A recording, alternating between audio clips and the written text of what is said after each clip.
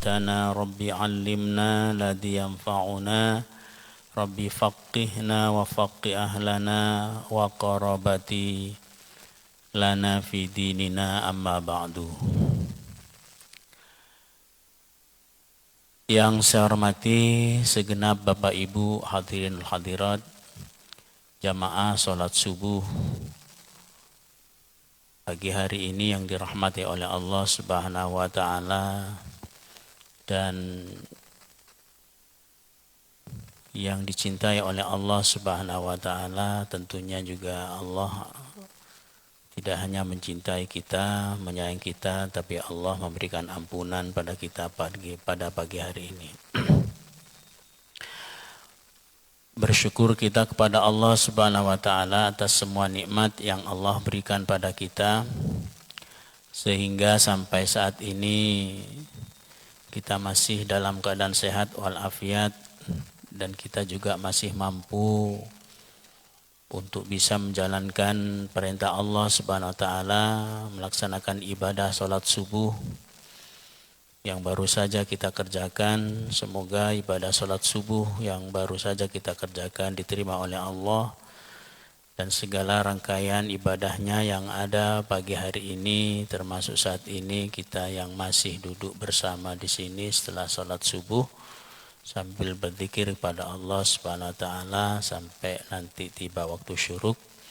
Kemudian kita sejenak bangun untuk melaksanakan sholat syuruk, maka insya Allah akan mendapatkan pahala orang yang sedang melaksanakan umroh dan haji secara sempurna.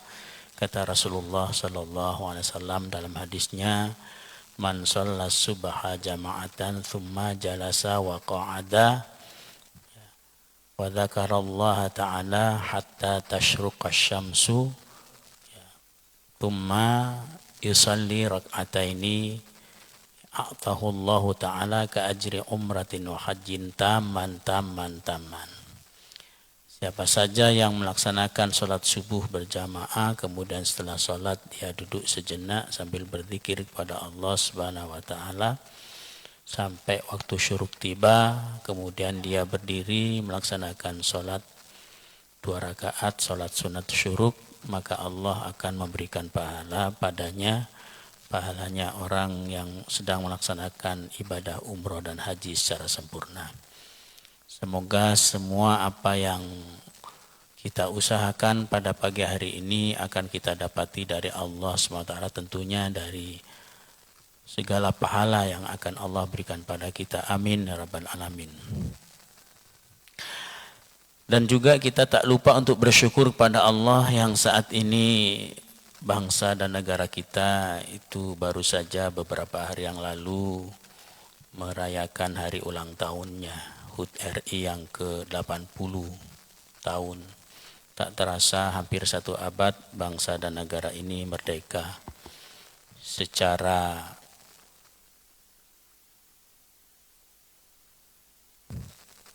merdeka dari jajahan bangsa asing. Sekalipun mungkin kita merasakannya belum seberapa merdeka, kita merasakan dalam jalan hidup ini terutama di negara ini kan ya. Setidaknya kita mampu untuk mengenang seberapa besar dulu leluhur kita, para pejuang dulu yang berusaha sekuat tenaga untuk mengusir penjajah dari negeri dan bangsa kita ini ya, selama 350 tahun dari catatan sejarah dijajah oleh bangsa asing. Tapi alhamdulillah dengan jerih payah dan usaha kan ya, dengan pengorbanannya baik harta bahkan dirinya, sampai rela dia meninggal dunia kan ya, hanya untuk mempertahankan ya, bangsa dan negaranya, sehingga alhamdulillah Allah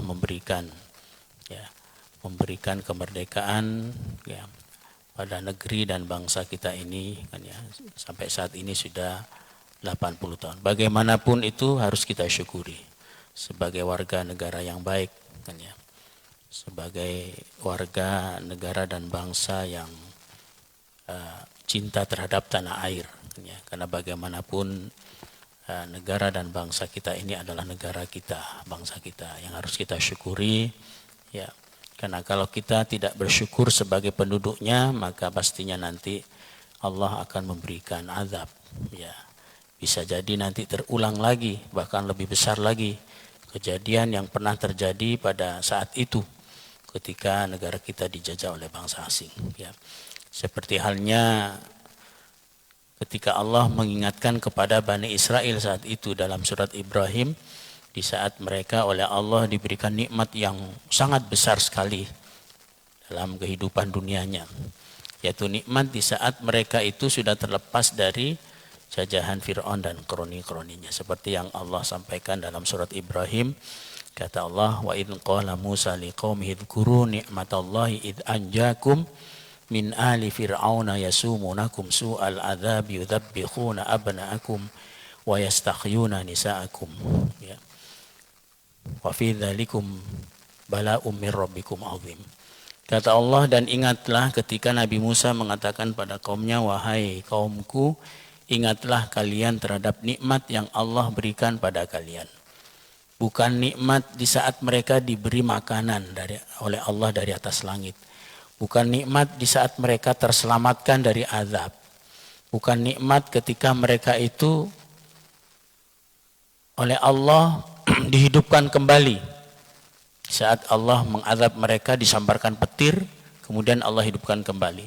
Tapi nikmat yang besar, yaitu nikmat ketika mereka sudah terlepas dari kekuasaan Fir'aun, jajahan Fir'aun. Idh anjakum min ali fir'auna yasumunakum, kata Allah, ketika dia Allah menyelamatkan kalian dari min ali Fir'aun, dari Fir'aun dan juga kroni-kroninya, yang mereka itu selama hidupnya yasumunakum su'al adzab, selalu menimpakan kepada kalian seburuk-buruk siksa. Disiksa habis-habisan Bani Israel itu oleh Fir'aun, dijajah, diperbudak dan sebagainya.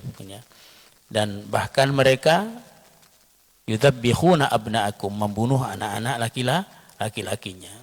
Wa yastahyuna nisa'akum, membiarkan hidup perempuannya tapi dibiarkan dalam keadaan hina, tak berarti, tak berharga perempuan saat itu, hanya dijadikan pelampiasan hawa nafsunya oleh kroni-kroninya Fir'aun. Akhirnya dengan mendatangkan Nabi Musa, diutuskannya Nabi Musa oleh Allah, maka mereka Bani Israel terlepas dari jajahan Fir'aun ataupun dari keadaan yang sangat mencemaskan, kan ya, yang sangat membuat mereka menderita. Itulah yang oleh Allah diingatkan kepada Bani Israel. Kemudian ayat berikutnya Allah melanjutkan, wa idz ta'adzana rabbukum la in syakartum la azidannakum wa la in kafartum inna adzabi lasyadid.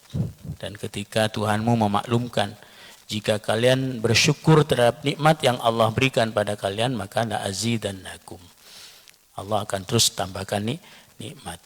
Ya, seandainya Bani Israel dia betul-betul bersyukur karena sudah terlepas dari penguasaannya Fir'aun kepadanya, penjajahannya Fir'aun padanya, maka tentunya Bani Israel sampai saat ini, terutama di zamannya Nabi Musa, itu akan terus oleh Allah diberikan kenikmatan. Namun karena mereka ingkar terhadap nikmat itu, akhirnya terus Allah menurunkan azab kepada mereka. Bahkan Bani Israel itu menjadi kaum-kaum yang dilaknat oleh Allah Subhanahu wa taala sampai saat ini. Itu pelajaran bagi kita sebagai warga negara dan juga sebagai penduduk di bangsa ini, negara kita ini.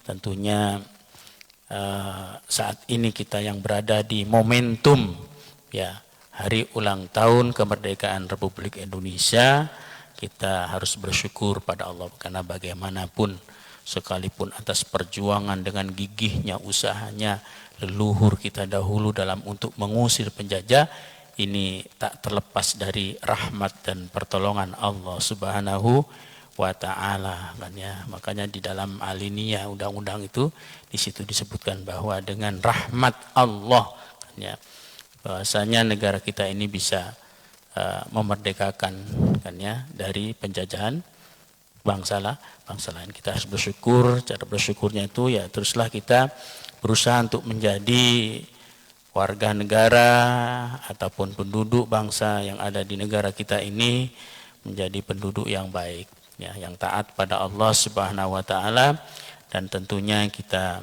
juga harus mampu untuk merawat bangsa ini dengan sebaik mungkin agar Allah terus memberikan, ya, dalam kehidupan kita ini kehidupan yang lebih baik karena atas rasa syukur kita kepada Allah Subhanahu wa taala. Kita hanya berharap pada Allah, mudah-mudahan bangsa dan negara kita ini terus oleh Allah dijadikan negara yang baik, yang makmur, yang adil, yang tentram, kan ya. Sekalipun keadaan agak sedikit tidak mengenakkan, kan ya. Tapi setidaknya kita masih merasakan kebaikan, kedamaian, ketentraman, keamanan di dalam negeri ini. Mudah-mudahan terus Allah berikan keberkahan dalam negeri ini sampai nanti hari kiamat tiba. Amin ya rabbal alamin. Salawat dan salam mari terus kita haturkan kehadiran junjungan Nabi besar kita Muhammad sallallahu alaihi wasallam dengan baca Allahumma shalli ala sayyidina Muhammad wa ala ali sayyidina Muhammad. Semoga kita akan mendapatkan syafaat Rasulullah sallallahu alaihi wasallam kelak di hari kiamat nanti dan akan berjumpa dengan Rasulullah, bahkan bersimpuh di dalam surganya Allah SWT dengan baginda Nabi kita Muhammad sallallahu alaihi wasallam. Amin ya rabbal alamin.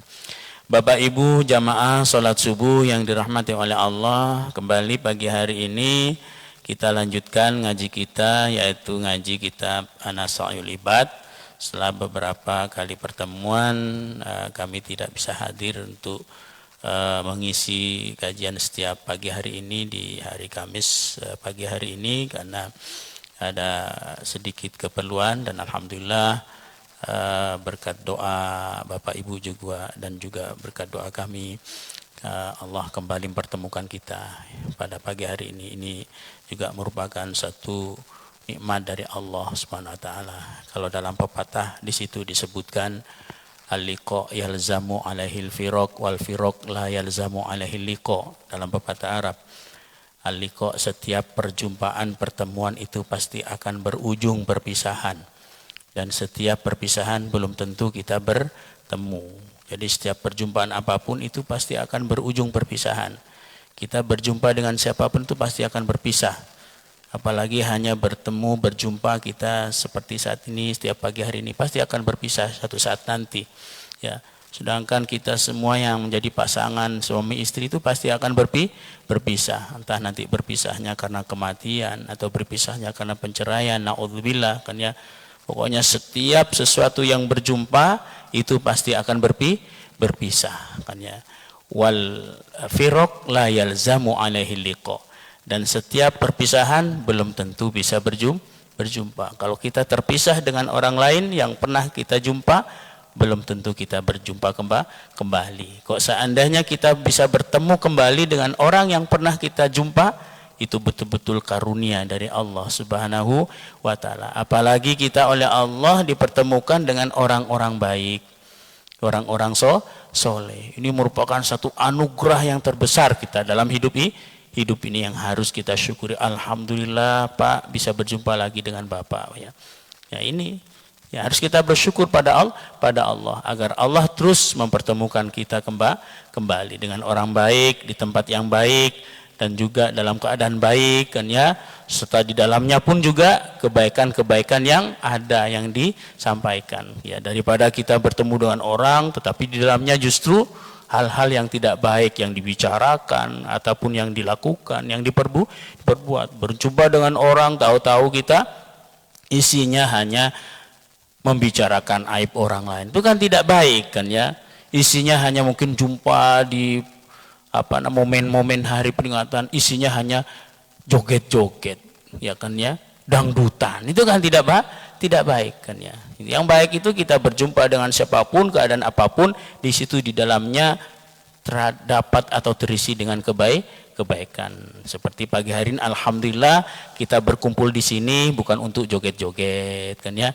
Kita berkumpul di sini bukan untuk bicarakan orang lain. Kita berkumpul di sini bukan untuk bersenang-senang, tapi kita berkumpul di sini terus kita untuk mengingat Allah Subhanahu wa taala setelah sholat subuh, dengan cara kita mengisi hati batin jiwa ini dengan nasihat-nasihat, kan ya, yang terus mendekatkan diri kita kepada Allah Subhanahu wa taala, yang harus kita syukuri. Alhamdulillahirabbil alamin. Semoga perjumpaan kita di pagi hari ini akan terus Allah langsungkan nanti berjumpa di dalam surganya Allah Subhanahu wa ta'ala. Bapak Ibu jamaah salat subuh yang dirahmati oleh Allah Subhanahu wa ta'ala, mari kita mulai saja untuk melanjutkan ngaji kita pada pagi hari ini, yang pagi hari ini kami akan meneruskan membacakan makalah yang ke-12. Ya. Bismillahirrahmanirrahim. Qala al-muallifu rahimahullahu ta'ala wa nafa'ana bihi wa bi ulumihi wa bi ulumi masyayikhi fid daril amin. Bismillahirrahmanirrahim. Wal maqalatu tsaniyatu asyarah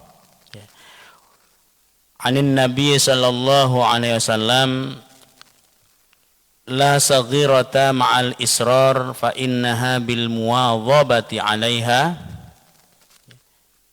ta'dhumu fatasiru kabiratan, wa aidan anha 'ala azmi istidamatiha tasiru kabiratan fa inna niyatal mar'i fil ma'asi kanat ma'siyatan. Wal maqalatu tsaniyata asyarata, maqalah yang ke-12, anin Nabi sallallahu alaihi wasallam, dari Nabi Muhammad sallallahu alaihi wasallam. Jadi kalau bentuk lafadznya sekalipun itu dari Rasulullah, tapi langsung di situ kalimatnya berbentuk anin Nabi, berarti itu khobar, kan ya, khobar. Dan seperti yang di awal-awal kami sampaikan bahwa di dalam makalah ini itu referensi dasar pengambilannya secara referensinya itu ada 4 ya. Pertama hadis Nabi Muhammad SAW, yang kedua khobar, kemudian yang ketiga asar, kan ya, dan makalah dari para ulama. Hadis ini ya hadis Rasulullah langsung, yang sumbernya itu langsung dari Rasulullah Sallallahu Alaihi Wasallam. Biasanya ciri-cirinya itu Ibni Umar, an Umar radhiyallahu an, kan ya, dari Umar, kan, kemudian baru menyebutkan Rasulullah Sallallahu Alaihi Wasallam. Tapi kalau itu langsung teksnya, kalimatnya langsung menyebutkan dari Nabi, berarti itu khobar, artinya berita-berita yang dibawa oleh para sahabat juga dan juga kepada tabi'in. Kemudian asar itu sebenarnya hampir sama antara khobar dengan asar, karena asar itu kan artinya itu bekas, kan ya, artinya tapak tilasnya, jejak langkahnya para ulama-ulama dahulu ya, baik itu berupa nasihatnya, sehingga asar itu ya sumbernya langsung dari tabi'in, kan ya, kemudian juga dari sahabat. Tapi ya pastinya itu juga mereka itu menyampaikan nasihat itu kepada kita, itu juga dari Rasulullah Sallallahu Alaihi Wasallam. Cuman tidak langsung menyebutkan hadis ini dari Sayyidina Umar, kemudian dari Mu'adz bin Jabal, dan baru dari Rasulullah Sallallahu Alaihi Wasallam, kan ya. Jadi Bapak Ibu jamaah salat subuh yang dirahmati oleh Allah, kata di sini bahwa anin Nabi sallallahu alaihi wasallam, dari Nabi kita Muhammad sallallahu alaihi wasallam, kata Rasulullah, la saghirata ma'al israr. Tak ada dosa kecil itu kalau dibiarkan. Jadi sekalipun kesalahan-kesalahan yang kecil, dosa-dosa yang kecil, kalau kita biarkan itu juga nanti akan menjadi dosa besar. Fa innaha bil muwadhabati 'alaiha ta'dhumu. Ya. Kalau dosa kecil itu dibiarkan terus menerus, tidak segera kita beristighfar kepada Allah, tidak segera kita menyesalinya, tidak segera kita bertaubat, maka lama kelamaan nanti akan menjadi besar. Tasiru kabiratan, maka nantinya juga akan menjadi dosa besar. Artinya tak ada kecilnya dosa itu maksudnya. Kalau dibiarkan dosa itu, ya, maka lama-lama nanti akan menjadi besar. Seperti kalau dalam pepatah itu, sedikit-sedikit lama-lama menjadi bukit. Jangan menganggap enteng terhadap kesalahan-kesalahan, sekalipun itu kesalahan yang kita anggap sederhana. Hanya mengejek orang, hanya bermaksiat sedikit kan ya. Hanya mungkin sedikit jahil pada orang, membuang sandalnya orang kan ya. Tapi kalau terus-menerus seperti itu, setiap ke masjid sandalnya orang dibuangin, sandal orang dibuang, sehingga setiap hari orang tuh merasa bingung tuh sandalnya mana. Kadang nanti di apa namanya dioper-oper ke sandalnya orang lain kan ya. Sehingga membuat orang itu dia sakit dan marah kan ya. Jadi sekalipun perbuatan hal-hal yang sangat sederhana seperti itu, dosa kecil kita anggap, tetapi kalau kita biarkan lama-lama nanti akan menjadi dosa besar kan ya. Karena memang dalam untuk berbuat dosa itu ada yang namanya dosa kecil dan juga ada dosa besar. Kalau dosa kecil ini itu cara untuk kita menghapusnya, menghilangkannya, ini tidak harus bertaubat kepada Allah.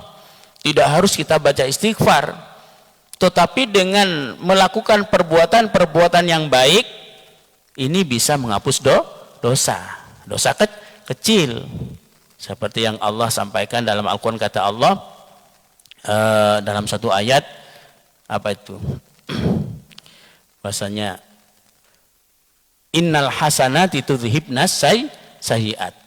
Sesungguhnya kebaikan-kebaikan itu bisa menghapus segala keburukan. Itu artinya bahwa dosa-dosa kecil, kesalahan-kesalahan kecil yang kita lakukan, ini juga bisa terhapus, terhilangkan dengan kita memperbanyak berbuat baik.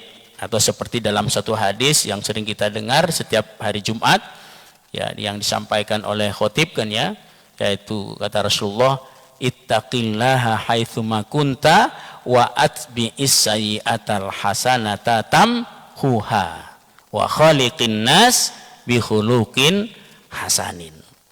Kata Rasulullah, ittaqillah haitsuma kunta, kalian takutlah, bertakwalah kepada Allah haitsuma kunta, di mana saja kalian berada. Dimanapun kita berada itu harus tetap takwa, ini harus menjadi pegangan bagi kita agar kita terus tetap bisa terkontrol dalam jalani hidup ini. Kalau takwa ini tidak kita jadikan sebagai pegangan teman hidup, maka kita pasti tidak akan terkontrol dalam untuk melakukan perbuatan apapun yang kita lakukan kan ya. Ya seperti orang yang dia di di kantornya dia korupsi, ya karena dia enggak membawa takwanya kan ya ke tempat kerjanya. Coba kalau takwa itu dibawa kemanapun, pasti dia akan terus menjadi orang yang baik, dia akan terus menjadi orang yang berhati-hati kan ya. Jadi kata Rasulullah, takutlah kalian kepada Allah di mana saja kalian berada. Wa atbi'is sayyi'atal hasanata, dan ikutkanlah kebaikan-kebaikan itu pada keburukan, tamhuha, karena kebaikan itu mampu nanti akan menghapus pada keburukan. Jadi dosa-dosa kecil yang kita lakukan itu bisa terhapus dengan kebaikan yang kita kerjakan. Habis mungkin kita tak sadar kan ya, tak sengaja menghibah orang, langsung astagfirullahaladzim, berwudu, kita masukkan ya wudu, insya Allah dosa kita hilang. Atau habis kita bermaksiat, mata melihat maksiat, langsung berwudu, insya Allah dosa kita hilang. Atau kita mungkin habis apalah kan ya, berbuat kesalahan kan ya, habis kita nyakiti orang lain, kemudian orang yang kita sakiti kita ajak traktir makan, insya Allah dosa kita hilang. Karena cara untuk menghapus dosa-dosa kecil ini tidak harus dengan bertaubat atau tidak harus dengan beristighfar. Memperbanyak kita berbuat baik, memperbanyak kita ibadah-ibadah apapun itu, maka dosa-dosa itu akan dihapus oleh Allah Subhanahu wa ta'ala. Beda dengan dosa-dosa besar. Kalau dosa besar ini harus cara untuk bertaubat, cara untuk menghapusnya itu dengan cara bertaubat dan istighfar kepada Allah Subhanahu wa ta'ala. Kalau dosa kecil tadi kan tidak kan ya, kita cukup perbanyak berbaik, insya Allah dosa kita akan dihapus. Atau tidak harus dengan berbuat baik, kita berusaha untuk mengekang hawa nafsu untuk tidak melakukan dosa besar, itu pun juga bisa menghapus dosa kecil. Seperti yang juga Allah sampaikan dalam satu ayat, kata Allah, apa itu ayatnya? Ya. Lupa kami ayat itu kan ya. Di bawah kata Allah, Ini jtanibu kabairatun hauna ankum, ya.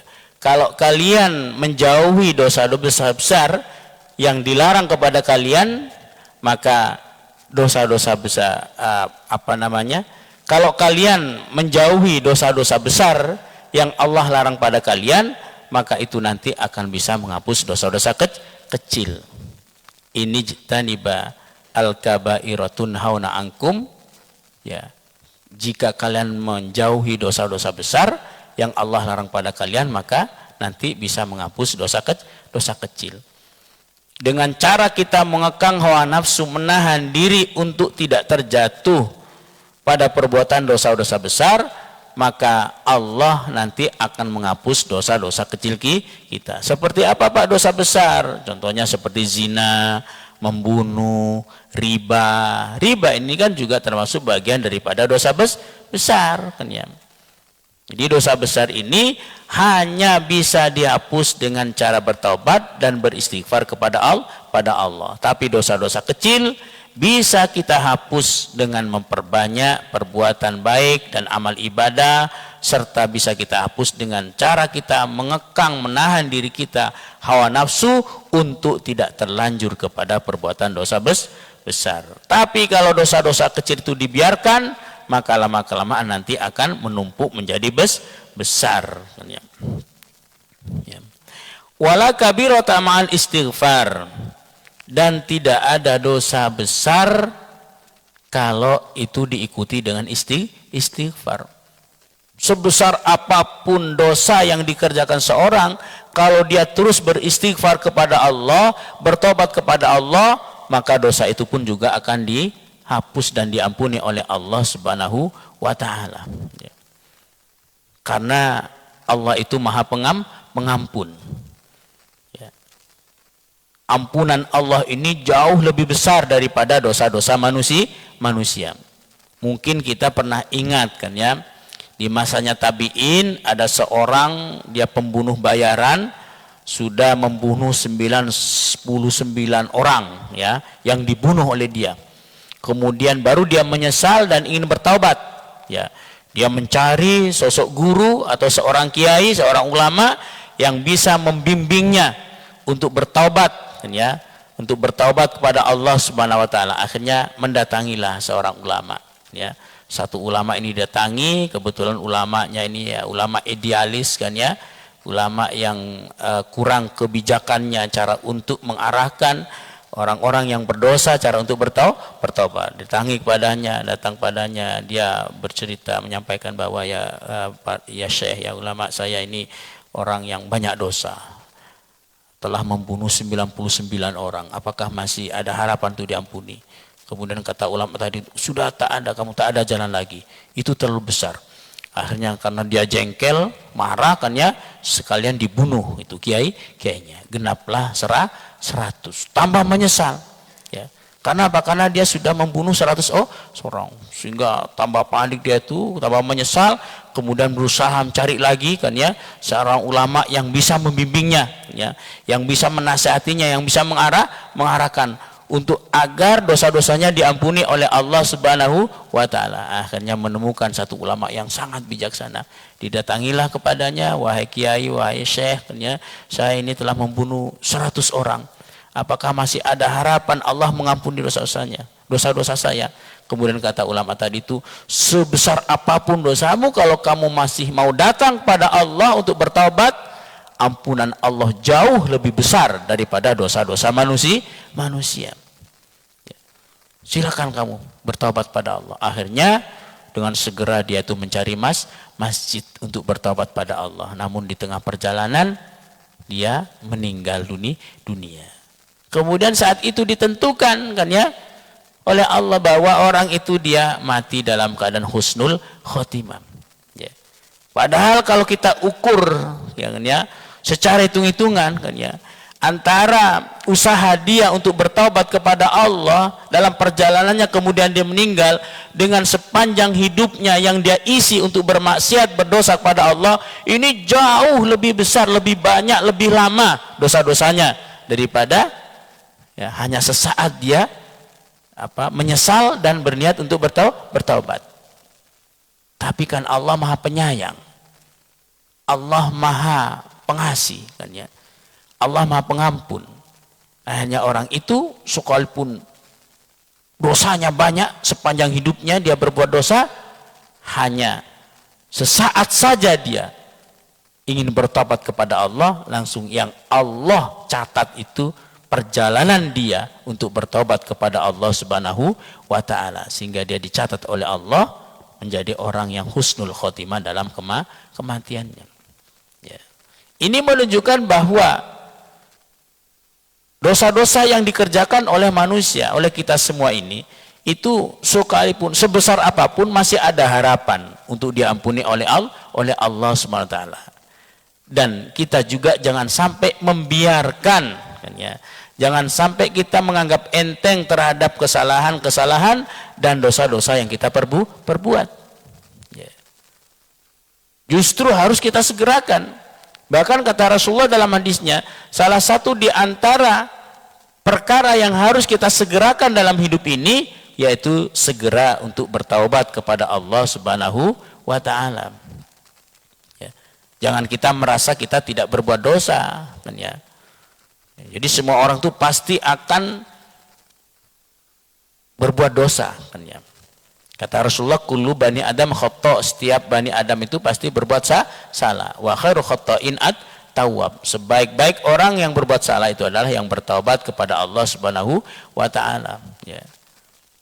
Makanya dalam surat Ali Imran juga Allah perintahkan pada kita, wasari'u ila maghfiratim mir rabbikum wa jannatin arduhas samawati wal ardu uiddat lil muttaqin. Kalian bersegeralah untuk menuju ampunan Allah Subhanahu wa taala dan juga surganya, yang surganya Allah seluas langit-langit dan bumi, yang Allah persediakan, peruntukkan bagi orang-orang bertakwa. Jadi Bapak Ibu jamaah salat subuh yang dirahmati oleh Allah, kata Rasulullah di sini bahwa la saghirata mal israr, tak ada kecilnya dosa kalau dibiarkan pasti akan menjadi besar. Begitu juga sebaliknya, wala kabirata ma'al istighfar, tak ada besarnya dosa kalau terus menerus kita menyesal, bertaubat, beristighfar, maka lama-kelamaan dosa besar itu juga akan menjadi kecil, bahkan menjadi hilang, diampuni, dihapus oleh Allah Subhanahu wa taala. Ay at-taubatu bisyurutiha, yaitu taubatlah yang menjadi syarat untuk menghapuskan dosa-dosa